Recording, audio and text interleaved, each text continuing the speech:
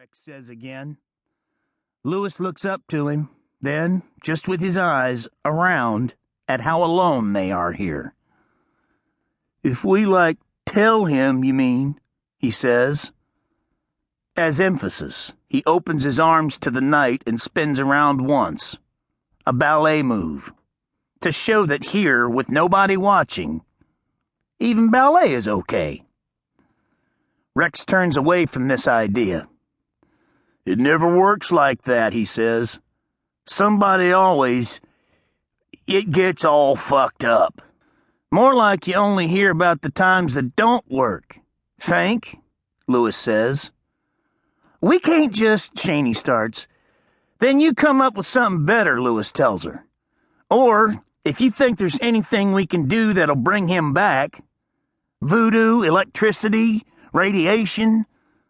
Did we pack the radiation? Tell me we packed the radiation. Shaney shoves him away hard.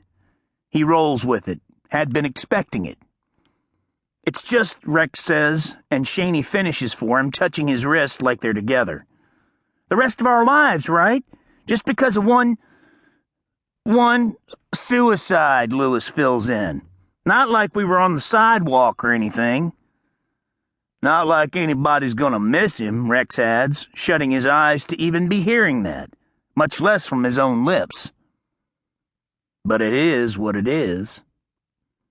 10 seconds later, with Shaney holding the cargo doors, Mark tranced out on his feet but out of the truck, Rex and Lewis are heaving the dead guy into the back with the pastry stash. They let go on 3. But the guy's head still catches hard on the bumper. They grab onto his legs, throw him the rest of the way in. He crashes into whatever trays and cases are back there. Shaney tries to latch the door shut but can't figure out how, so Rex steps up, wrenches the complicated latch around. Get him, Rex says about Mark, and Lewis guides Mark around, and the 4 of them are back in the wide front seat now. Just sitting there.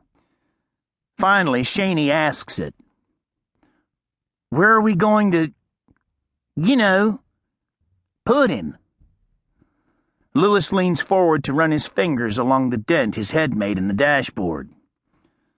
Somebody else's turn, man. Had my one genius idea for the month. We can't be doing this. It's Mark who says this. Just out of the blue, or whatever color the smoky inside of his head must be. Rex and Shaney and Lewis focus in on him. Wait for more. Then go on.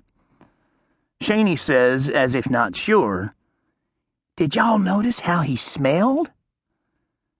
He's dead, Shaney, Lewis tells her. Just for 2 minutes, right? She says. Lewis looks hard into his side mirror.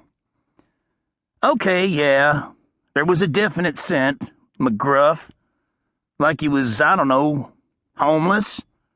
If you'd actually, touched him, you might... Mark. We can't be doing this. Shut up, Rex says, and cocks his elbow out, straightens his leg against the clutch, and starts the truck. We'll take him to that lake by the hospital, with all the ducks. We could pretend we're... He lifts his bear claw to show, feeding the ducks. The day-olds, he says. We used to do it when I was in 2nd grade, just a bread truck. Ducks. Nothing wrong here, officer. He nods like talking himself into it, pushes the truck up into 1st, but then Lewis is talking again. They even come out at night? Ducks? Shaney asks. They're scarier in the dark, Rex says, still nodding. And then the buildings to each side of them get washed red and blue. The cop's car's siren blips once, then drags down. Nothing wrong here, Rex says again, but weaker. The duck police, Lewis floats across the cab. They heard us. Shit. They're going to give us a ticket. No. I mean a bill, right? No takers. Not a single smile. At the last moment before the cop gets to